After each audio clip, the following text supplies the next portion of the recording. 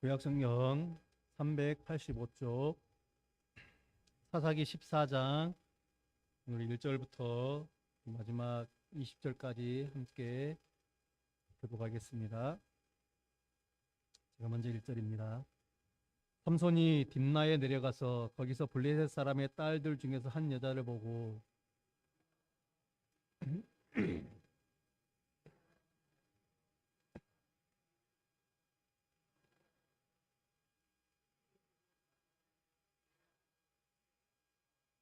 그의 부모가 그에게 이르되 내 형제들의 딸들 중에나 내 백성 중에 어찌 여자가 없어서 네가 할례 받지 아니한 블레셋 사람에게 가서 아내를 맞으려 하느냐 하니 삼손이 그의 아버지에게 이르되 내가 그 여자를 좋아하오니 나를 위하여 그 여자를 데려오소서 하니라.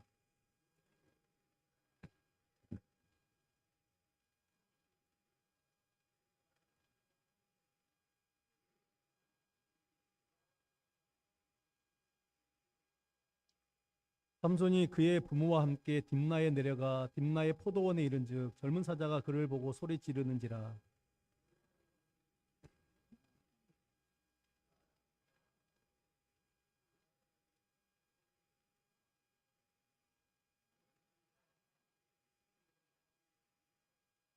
그가 내려가서 그 여자와 말하니 그 여자가 삼손의 눈에 들었더라.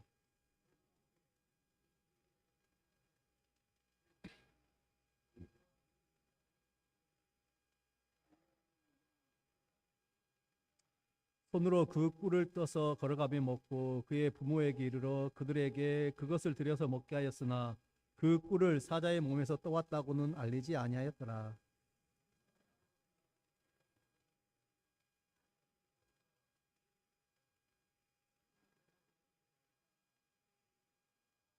무리가 삼손을 보고 30명을 데려와서 친구를 삼아 그와 함께 하게 한지라.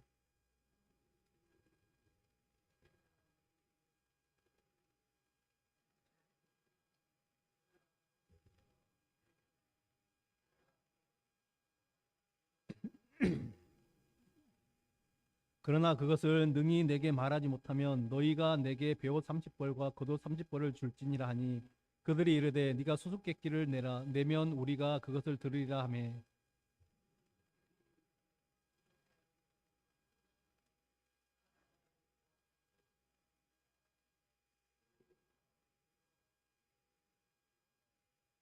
일곱째 날에 이르러 그들이 삼손의 아내에게 이르되 너는 내 남편을 꾀어 그 수수께끼를 우리에게 알려 달라 하라. 그렇지 아니하면 너와 내 아버지의 집을 불사르리라. 너희가 우리의 소유를 빼앗고자 하여 우리를 청한 것이 아니냐. 그렇지 아니하냐 하니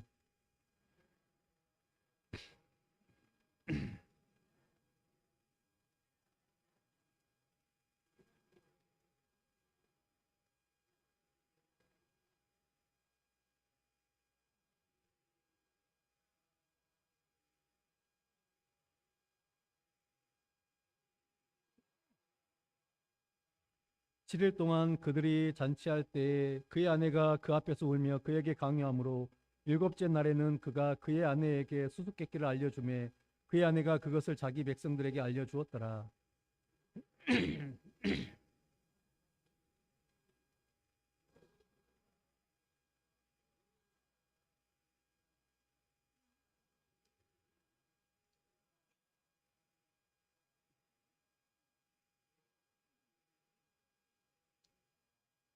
여호와의 영이 삼손에게 갑자기 임하심에 삼손이 아스글론에 내려가서 그곳 사람 30명을 쳐 죽이고 노략하여 수수께끼 푼 자들에게 옷을 주고 심히 노하여 그의 아버지의 집으로 올라갔고 삼손의 아내는 삼손의 친구였던 그의 친구에게 준 바 되었더라. 아멘. 할렐루야. 아멘. 요 예배도 하나님의 은혜가 우리 가운데 넘치길 바랍니다. 제가 그 오래전에 봤던 영화가 하나 인상 깊은 영화가 있습니다. 아담 샌들러라는 그 배우가 주연으로 했던 영화인데요. 클릭이라는 영화가 있습니다. 혹시 성도님들 중에 보신 분들이 계신지 모르겠습니다. 이제 코미디 영화지만은 그저 그냥 단순히 웃고 넘기기에는 또 생각하는 게 있는 그런 영화였습니다. 잠깐 내용을 설명드리면 주인공은 이제 두 아이를 둔 이제 가장인데 일에 빠져 사는 사람이었습니다. 일에 빠져 사는 사람이 어느 날 그가 TV를 보기 위해서 이제 리모컨을 찾게 됩니다. 그런데 집안에 뭐 여러 가지 가전제품들이 많기 때문에 이 리모컨이 많은 이 많은 중에 TV 리모컨을 찾다가 이제 질려서 하나의 리모컨으로 모든 것들을 다 조종할 수 있는 만능 리모컨을 사러 갑니다. 그러다가 그 만능 리모컨을 사러 가다가 우연히 어떤 사람을 만나게 됐는데 그 사람이 리모컨을 선물하게 됩니다. 만능 리모컨을 선물하게 되죠. 그런데 이 리모컨은 이것은 그냥 단순히 뭐 기계들에 대한 만능 리모컨이 아니라 인생을 컨트롤할 수 있는 그런 만능 리모컨이었습니다. 그러니까 예를 들면은 가족들이 막 함께 이제 대화를 하는데 그 가족들의 대화가 시끄러우면은 리모컨 볼륨을 줄이면은 소리가 들리지 않는 거예요. 그리고 또 귀찮은 일이 있으면은 귀찮은 일이 빨리 지나가기를 바라잖아요. 그러면은 리모컨을 빨리 감기를 합니다. 그러면 어느 순간에 그 귀찮은 일들이 지나갑니다. 그래서 뭐 가족들과 함께하는 시간들, 식사하는 시간들이 귀찮고 함께 놀아주는 시간들이 귀찮고 이러니까 계속해서 빨리 빨리 감기를 합니다. 또 옆집에 개 짖는 소리가 시끄러우면 리모컨을 대고 조정을 하면은 개 짖는 소리가 들리지 않고 이런 정말 신비한 리모컨을 가지고 이제 살아가고 있습니다. 얼마나 편한지 모릅니다. 그러다 보니까 이제 어느 순간에는 이 귀찮은 일들을 계속해서 빨리 감기 하다 보니까 어느 순간에는 자동이 돼가지고 이제는 조금 자신에게 귀찮은 일만 생기면은 그것이 자동으로 빨리 감기가 되어버리고 또 이제 그러다 보니까 자신은 회사에 더 많은 일을 하게 되고 회사에 그 남는 시간에 더 많은 일을 하게 되고 또 그로 말미암아 이제 초고속 승진을 하게 됩니다. 그러다 저절로 빨리 감기가 되어 미래에 어느 날 가보니까 어느 날 이제 좀 정신을 차리고 보니까 자신의 삶이 이제 자신은 이미 이제 이혼을 해 있고 자신의 아내는 다른 사람과 결혼해서 살고 있는 것을 보게 됩니다. 그는 이제 뒤늦게 이 되돌리려고 하지만 그 인생을 되돌리고 싶어 했지만은 한번 지나간 인생은 결코 돌아오지 되감기가 되지 않았습니다. 사실 저는 이제 이 영화의 결말이 어땠는지는 정확하게 기억이 나지 않습니다. 근데 이런 부분들이 되게 오랫동안 기억이 남는데 오늘 말씀을 준비하면서 이 영화가 생각이 나는 것은 삼손의 모습이 오늘 이 영화의 주인공과 좀 많이 닮아 있지 않은가, 그 모습이 삼손의 모습과 비슷하다라는 생각을 하게 되고 또 어쩌면은 우리의 모습이 오늘날 우리 많은 그리스도의 모습이고 그 속에는 우리도 포함되어 있다라는 생각을 하게 됩니다. 엄청난 가능성과 또 많은 자원들을 가지고 있지만은 그것을 제대로 사용하지 못하고 낭비하고 있는 것은 아닌가. 저는 오늘 말씀을 통해서 우리가 어떤 경우에 인생을 낭비하게 되는지 한번 몇 가지를 살펴보기를 원합니다. 그래서 이 삼손의 모습을 통해서 우리가 우리 삶의 반면교사가 되기를 바랍니다. 먼저 우리가 생각해 볼 것은 하나님의 말씀을 무시할 때 인생은 낭비하게 된다라는 것이죠. 삼손이 어떻게 태어났으며 그에게 금지된 것은 무엇이었는가 우리는 잘 알고 있습니다. 우리가 이미 말씀 통해 살펴봤습니다. 그런데 오늘 삼손이 어떤 걸 하고 있습니까? 보십시오. 1절에 보면은 삼손이 딥나에 내려가서 거기서 블레셋 사람의 딸들 중에서 한 여자를 보았고 그 다음에 2절 하반절에 보면은 마지막 부분에 보면 이제 그를 맞이하여 내 아내로 삼게 하소서라고 그렇게 말합니다. 지금 블레셋 여인 즉 이방 여인을 보고 한눈에 반해버린 것입니다. 그리고 그 여자와 결혼하기를 간절히 원하고 있습니다. 하나님을 경외하는 경건한 삼손의 부모는 하나님을 경외하지 않았습니까? 그래서 이방 여인과 결혼할 수 없다 극구 반대를 합니다. 하나님의 율법을 통해서 이방 여인과 결혼하지 말라라는 지침을 분명히 하나님은 주셨습니다. 유대인이 이방 여인과 결혼하지 말라. 그러나 그 삼손은 지금 율법을 무시하고 결혼을 강행하려고 하고 있는 것이죠. 우리 중 어떤 사람은 이렇게 생각할 수도 있습니다. 4절에 보면은 삼손의 이 결혼이 하나님의 작전이다라고 생각할지 모르겠습니다. 4절을 읽어보면 제가 한번 읽어볼게요. 그때 블레셋 사람이 이스라엘을 다스린 까닭에 삼손이 틈을 타서 블레셋 사람을 치려 함이었으나 그의 부모는 이 일이 여호와께로부터 나온 것인 줄을 알지 못하였더라.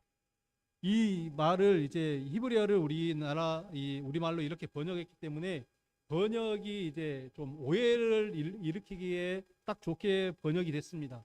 왜냐하면은 삼손이 이방 여인과 결혼하는 것이 블레셋을 치려고 하는 하나님의 계획이다. 이렇게 우리가 오해하기 쉽습니다. 근데 이 말은 그런 뜻이 아닙니다.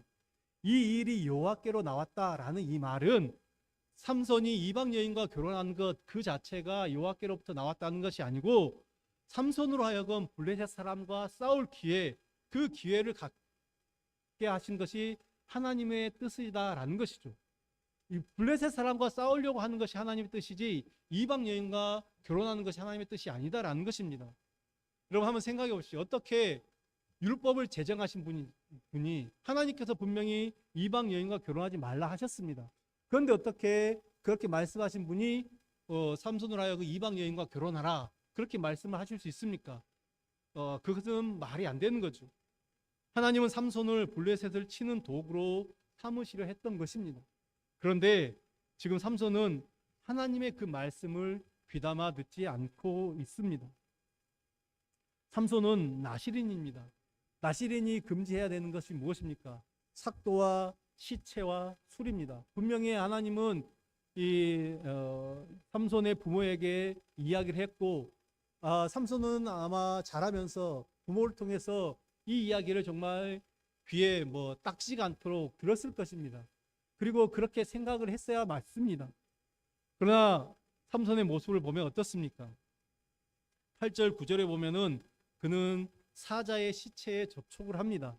물론 이 사자도 삼손이 죽인 사자죠. 근데 어쩔 수 없, 사자를 죽이는 것까지는 내가 길을 가고 있는데 사자가 나를 향해 달려들 때 아무리 나실인이지만 어쩔 수 없이 자기가 죽을 수 모르는 상황에서 사자를 죽일 수는 있습니다. 그렇다 치더라도 이제 그 사자의 죽음 앞에서 더 이상 접촉을 피해야 하는데 지금 시체에 접촉을 하고 있습니다. 또 보면은 10절 이하에 보면은 잔치를 하게 됩니다. 삼손이 이제 결혼 잔치를 하게 되죠. 잔치에 빠질 수 없는 게 무엇입니까? 네, 술입니다. 먹으면 안 되는, 마시면 안 되는 술이죠. 나실인이 마시면 안 되는 술, 삼손이 마시면 안 되는 술인데 삼손이 이렇게 철저하게 말씀을 무시하는 지금 삶을 살고 있습니다. 우리는 일회용품을 참 많이 사용합니다. 저도 일회용품을 많이 사용하는데요. 쉽고 편하기 때문입니다. 그러나 인생은 일회용품이 아니죠. 쉽게 쓰다가 버리는 일회용품이 아닙니다. 우리의 인생은 일회용의 인생이 아니라 단회적인 인생입니다. 일회적, 한 번뿐인 인생이다라는 것입니다. 이것은 물건을 일회용으로 쓰고 버리는 그런 것이 아니다라는 것이죠. 한 번 가면 결코 반복할 수 없는 것이 인생입니다. 그래서 흔히들 인생에는 연습이 없다라는 그런 말을 많이 하곤 합니다. 우리가 예를 들어서 운전면허를 따기 위해서 열심히 연습하더라도 떨어질 수가 있습니다. 면허 시험에 가서 떨어지면 어떻게 하면 됩니까? 다시 또 더 열심히 연습해서 합격을 하면 됩니다. 대학도 마찬가지죠. 제가 남의 이야기라 편하게 말하는 건지 모르겠지만 떨어질 수 있습니다. 떨어지면은 또 재수하고 또 안 되면 삼수라도 해서 또 그렇게 들어갈 수가 있습니다. 이게 모든 일들이 다 그렇죠. 그런데 우리 인생은 그게 아니다라는 말입니다. 우리가 매일매일이 우리는 처음 가는 길입니다. 매일매일이 새로운 길입니다. 우리 인생이, 우리 삶이 매일 똑같은 패턴으로 똑같은 삶이 반복되는 것 같지만은 그 반복되는 삶이 아니라 우리는 매일매일 새로운, 한 번도 가보지 못한 그 길을 가고 있는 것입니다. 따라서 우리는 처음부터 바로 사는 것이 가장 중요합니다.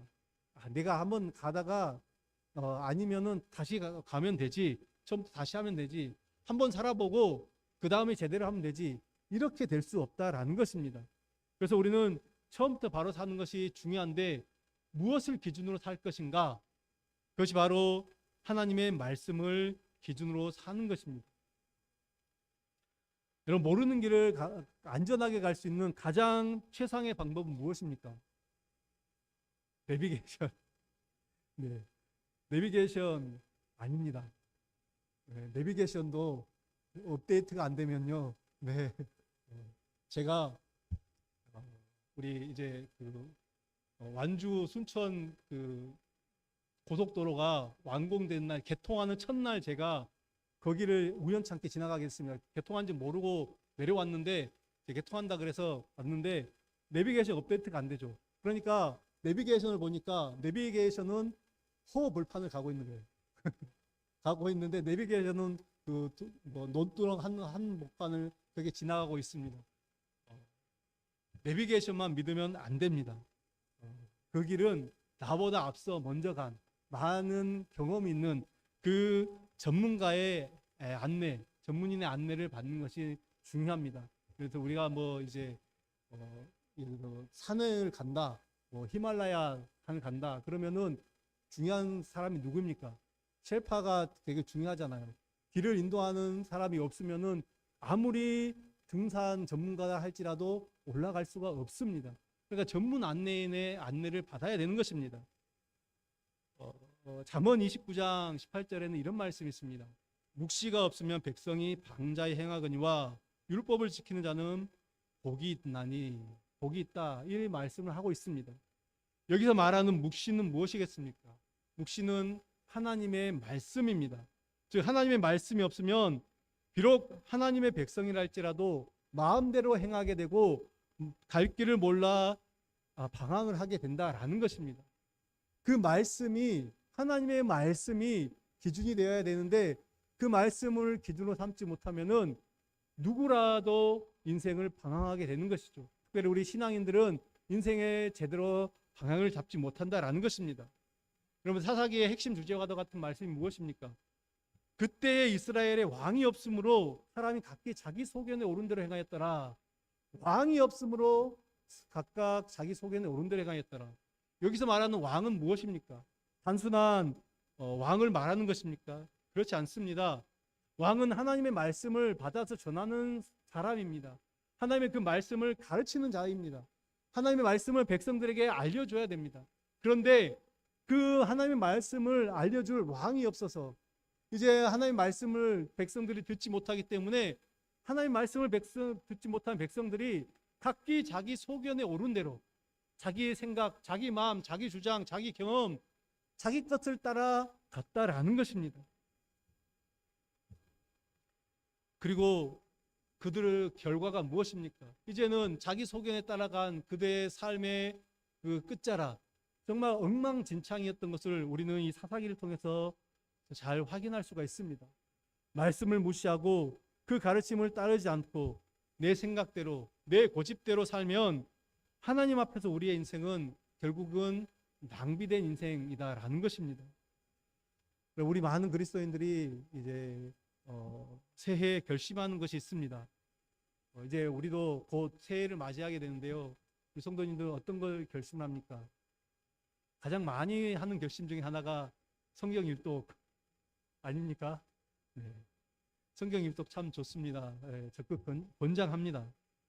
일독뿐만 아니라 이독, 삼독 많이 하면 좋죠. 그런데 이제 우리가 이렇게 일독을 하는 이유가 무엇입니까? 나는 일독 한번 했다. 성취감, 만족감입니까? 말씀을 일독하는 것보다 중요한 것은 그 말씀대로 사는 것이 훨씬 더 중요합니다. 말씀을 읽는 것은 왜 그렇습니까? 내가 그 말씀대로 살기 위해서 읽기 때문입니다. 그래서 그렇다고 여러분 말씀대로 살지 못한다고 나는 말씀을 안 읽겠습니다, 이렇게 생각하시면 또 곤란합니다. 말씀대로 우리가 온전히 살지는 못하더라도 말씀은 읽어야 됩니다. 알아야 됩니다. 알아야지 그 다음에 이제 말씀대로 살아갈 수 있는 힘이 생기는 것입니다. 인생을 낭비하게 되는 두 번째 이유가 무엇입니까? 그것은 눈에 보이는 대로 행하면 인생을 낭비하게 된다라는 것입니다. 오늘 말씀을 보면은 1절에 보면은 삼손이 블레셋의 한 여자를 봤다. 그죠? 한 여자를 보고 그렇게 이야기하고 있죠. 그 다음에 또 3절에 보면은 본 그 여자를 3절에 보면 내가 그 여자를 좋아하노니 라고 말하고 있습니다. 내가 그 여자를 좋아한다. 그 아버지에게 그렇게 말하는 것입니다. 또 7절에 보면은 그 여자가 삼손의 눈에 들었더라. 지금 삼손의 행동의 기준이 무엇입니까? 삼손의 행동의 기준은 자신의 눈입니다. 남이야 뭐라 하든 말든 내가 좋으면 좋다라는 것이죠. 부모는 물론이고 심지어는 하나님도 안중에 없습니다. 오직 자신의 생각과 판단만 있을 뿐입니다. 근데 자신의 생각과 판단, 그 자신의 눈에 보기 좋은 대로 행한 그의 결과가 무엇입니까? 오늘 이 본문의 마지막 절 20절에 보면은 삼손의 아내는 삼손의 친구였던 그의 친구에게 준바되었더라. 삼손의 아내가 되지 못했다라고 그렇게 말하고 있습니다. 결국 그 여자를 아내로 얻지도 못하였습니다. 자신의 눈에 보기 좋은 대로 살아갔던 삼손의 결국 어떻게 됩니까?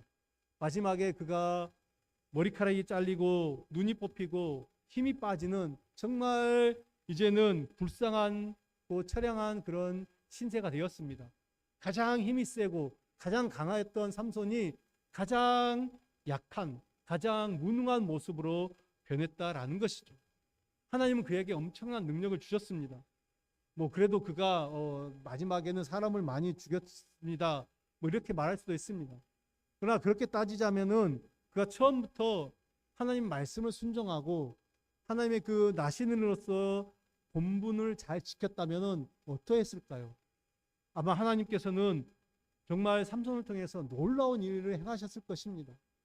블레셋에서 이스라엘을 구원하셨을 뿐만 아니라 어쩌면 그 암흑기를 끝낼 수 있는 그런 어떤 뛰어난 일들을 했을지도 모르겠습니다. 만약은 없다라고 하지만은 그랬을지도 모르겠다라고 생각을 합니다. 그러나 그는 이 모든 것들을 다 잃어버린 그런 모습이었습니다. 오늘 이 시대는 정말 객관적이고 절대적인 기준들이 계속해서 무너지는 시대인 것 같습니다. 내가 좋으면 그만이고 내가 만족하면 되는 그런 시대입니다. 다른 사람의 눈을 의식하지 않습니다. 다른 사람의 말을 듣지 않으려고 합니다. 윤리적으로 이게 옳으냐 그르냐 그것도 따지려고 하지 않습니다. 그저 내 눈에, 내 생각에, 내 느낌에 좋으면은 그것이 좋다. 이렇게 생각하는 이 시대를 살고 있습니다. 그러나 우리 그리스도인들에게는 절대 불변의 기준이 있습니다. 아무리 많은 시간이 지나더라도, 아무리 많은 세월이 지나더라도 세상 사람들과는 다른 기준을 가지고 있어야 됩니다. 그리스도인들은 이 땅에 속한 사람이 아닙니다. 물론 우리가 이 땅에 발을 붙이고 살고 있지만은 이 땅에서 생활은 하지만은 우리의 소속은 결코 이 땅이 아니다라는 것이죠. 우리가 이 땅을 밟고 살고 있지만 우리의 눈은 저 하늘, 저 영원한 하나님의 나라를 소망하며 바라보며 우리의 본향에 우리의 눈이 향해 있어야 되는 것입니다. 여러분, 우리의 시선이 자꾸만 땅을 향하게 되고 우리의 시선이 자꾸만 이 땅을 보게 되면은 결국에 어떻게 되겠습니까? 이 땅의 영향 아래에 놓일 수밖에 없습니다. 이 땅에 눈에 보이는 얼마나 좋은 것들, 우리를 많이 유혹하고 있습니까? 정말 좋은 것들, 그 눈에 보이는 것들을 따라가다 보면은 어느새 하나님은 보이지가 않습니다. 어느새 하나님은 뒷전에 가 있죠. 그것을 쫓아가다 보면은 어느새 신앙은 저 멀리 내팽개쳐 있습니다. 눈에 보이는 대로 쫓아갔던 삼손의 그 결국, 우리는 그것을 기억해야 됩니다. 우리 인생은 단 한 번뿐인 소중한 인생이죠. 눈에 보이는 대로 마구 그렇게 살 수는 없다라는 것이죠. 여러분, 우리가 볼펜이 하나 있으면 1,000원짜리 볼펜이 하나 있으면은 쓰다가 예를 들어서 잉크가 안 나오거나 고장이 나면 그냥 1,000원짜리 정도 하나 그냥 버립니다. 그 누가 미련 가지고 이거 어떻게 고쳐볼까 어떻게 하지 않습니다. 그냥 과감하게 쓰레기통에 버립니다. 그럼 예를 들어서 이제 몇 천만 원짜리 자동차를 가지고 있는데 그것을 타다가 그걸 함부로 굴리고 혹은 고장 났다고 그냥 버리는 사람 있습니까? 아니죠. 어쨌든 애지중지 잘 관리하고 또 고장이 나면 또 수리해서 다시 타고 그렇습니다. 우리 인생 어떻습니까? 몇 천만 원 자동차와 비교할 수 있습니까? 그 소중한 인생입니다. 결코 자동차와도 비교할 수 없는 그런 인생입니다. 따라서 우리는 이제부터라도 눈에 보이는 대로 살아갈 것이 아니라 하나님 우리에게 주신 믿음의 원리, 그 신앙의 원리대로 살아야 되는 것입니다. 이것이 우리의 인생을 낭비하지 않는 길인 줄 믿습니다. 마지막 세 번째로 우리가 볼 것은 무절제한 삶을 살게 될 때 결국 그 인생은 낭비가 된다라는 것입니다. 오늘 14장 전체의 내용을 다시 한번 쭉 살펴보십시오. 삼손은 이방 여인을 아내로 맞이하기 위해서 7일 동안 잔치를 벌였습니다. 그리고 그 잔치에 30여 명의 이제 블레셋 사람들을 초청하여서 내기를 합니다. 수수께끼를 내고 삼손이 내고 블레셋 사람들이 푸는 방식이죠. 그리고 이제 거기에는 타이틀이 걸려 있습니다. 블레셋 사람들은 잔치하는 7일 동안 수수께끼를 풀지 못할 것 같게 되자 어떻게 합니까? 이제 삼손의 아내 되는 이 여자를 위협합니다. 그래서 답을 얻어내라 합니다. 만약 그렇지 않으면은 너와 내 아버지 집을 불사르겠다 이렇게 이야기를 합니다. 여자는 삼손에게 애원을 하죠. 여러분, 이 삼손이 자신이 좋아하는 여인, 이 여인이 애교 반, 눈물 반으로 이렇게 애원을 하는데 어떤 남자가 넘어가지 않을 수 있겠습니까? 모든 남자는 다 넘어가게 돼 있습니다. 그렇죠? 결국 삼손은 꼼짝없이 입을 열고 말게 됩니다. 오늘 본문을 보면은 삼손은 날 때부터 구별된 사람이다라는 그 나신이다라는 그런 생각이 전혀 들지 않습니다. 자신의 힘만 믿고 오만방자하게 날뛰는 어떤 철부지 같다라는 생각이 듭니다. 이렇듯 무절제하게 사는 사람, 그렇게 살게 되면 항상 비극적 결말이 따라오게 되어 있습니다. 우리가 여러분 주변에도 그런 사람들이 있는지 모르겠습니다. 무절제한 삶을 살게 된 사람은 늘 항상 결말이 좋지 못한 결말입니다. 우리 그런 통계를 많이 이야기하지 않습니까? 로또에 당첨된 사람이 이래 갑자기 이제 일확천금을 벌고 그러다 보니까 무절제한 삶을 살게 되고 많은 다수의 사람들이 그렇게 일확천금을 노리고 돈을 가졌던 사람들이 마지막에는 무절제한 삶으로 인해서 비극적인 결말을 맞이하는 것, 그런 것들 많이 보게 되는 것 같습니다. 우리가 정말 많은 것에서 우리는 이 절제가 필요합니다. 우리는 먹는 것, 또 잠자는 것, 또 자신의 욕망, 이런 모든 것들에 절제가 필요하고 이러한 것에 우리가 무절제하게 되면은 그때부터 인생이 좀 피폐하게 되죠. 뿐만 아니라 우리는 영적인 부분에서도 영적인 무절제함도 경계해야 됩니다. 영적인 무절제함은 영적인 안일함에 빠지는 것입니다. 그래서 영적인 안일함에 빠져서 아무것도 하지 못하면 그야말로 영적인 상태는 엉망이 되고 맙니다. 삼손의 모습이 그런 모습이었죠. 정말 나시린으로서 그가 정말 살아야 됩니다. 어느 정도는 그가 나시린의 삶의 규례를 잘 지켰다라고 생각합니다.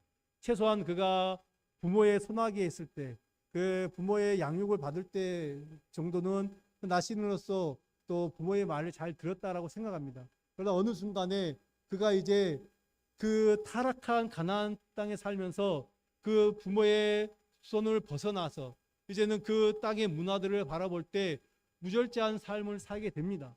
왜요? 자신에게는 힘이 있습니다. 자신에게 힘이 있기 때문에 어디를 가서든지 대접을 받다 보니까 그가 이제는 정말 무절제한 삶으로 빠지기가 딱 좋았던 것이죠. 그러면서 그야말로 영적인 안일함, 정말 신앙인으로서 영적 삶을 살아야 되는 삶으로 이 나시린으로서의 모든 본분을 다 내팽개쳐 버린 것입니다. 내 하고 싶은 것 다 하고 기도하겠다. 우리가 언제 기도할 수가 있겠습니까? 나를 위한 시간 다 보내고 이제 나서 주님을 위한 시간을 좀 갖겠다.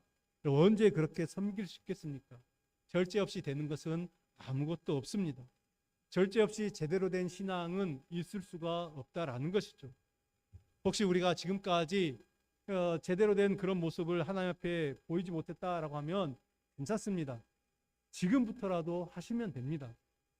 신앙에서 우리가 정말 중요한 것은 지나간 과거가 아니라 우리는 앞을 보고 미래를 바라봐야 하기 때문에 지금부터라도 잘 해야 됩니다. 중요한 것은 현재와 미래이기 때문에 지금부터 하나님 앞에서 우리가 올바로 다시금 우리의 신앙의 모든 자세를 새롭게 해서 나아가는 건 너무나도 필요합니다. 사도 바울은 단 한 번뿐인 인생을 정말 가치 있게 그렇게 보람 있게 산 사람입니다.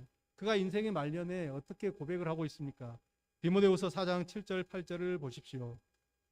함께 같이 보겠습니다. 시작. 나는 선한 싸움을 싸우고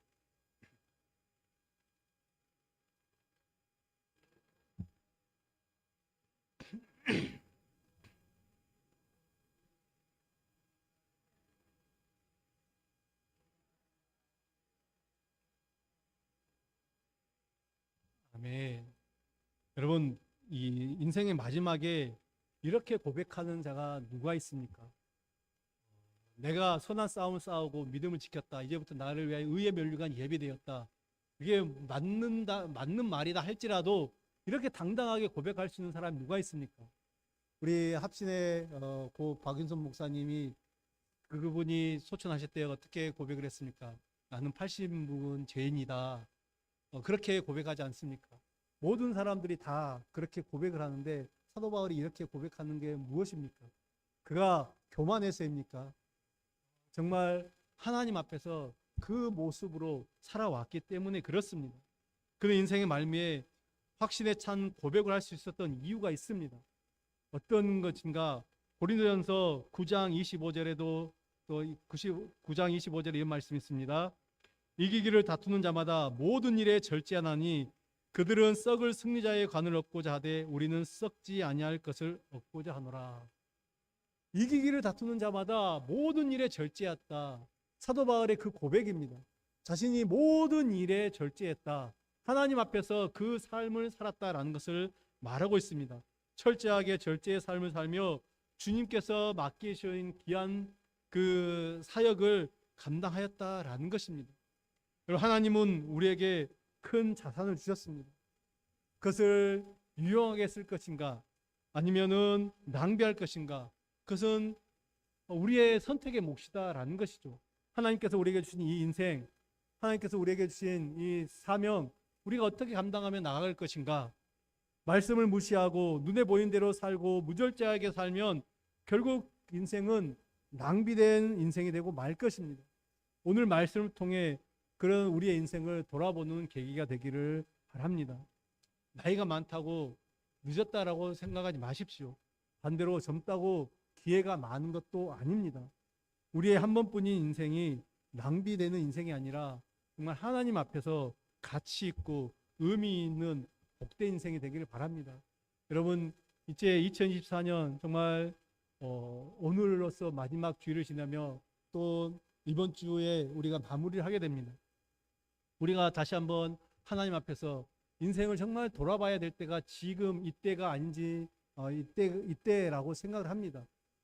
그냥 한 번쯤 뭐 돌아봐야 되겠다, 한 번쯤 이제 해가 바뀌기 전에 의뢰껏 그렇게 해야 되겠다가 아니라 정말 다시 한번 2024년이 가기 전에 하나님 앞에서 우리의 인생을 다 한번 쭉 돌아보면서 내가 하나님 앞에서 올바로 살지 못했던 부분들을 회개하면서 다시금 하나님 앞에서 어떻게 살아가야 될 것인가를 결단하면서 하나님 앞에 또 물으면서 하나님 어떻게 해야 되겠습니까? 하나님 주시는 그 말씀을, 그 마음들을 우리 가슴속에 새기며 새로운 또 한 해를 맞이하는 우리 모든 성도님들 되시길 간절히 바랍니다.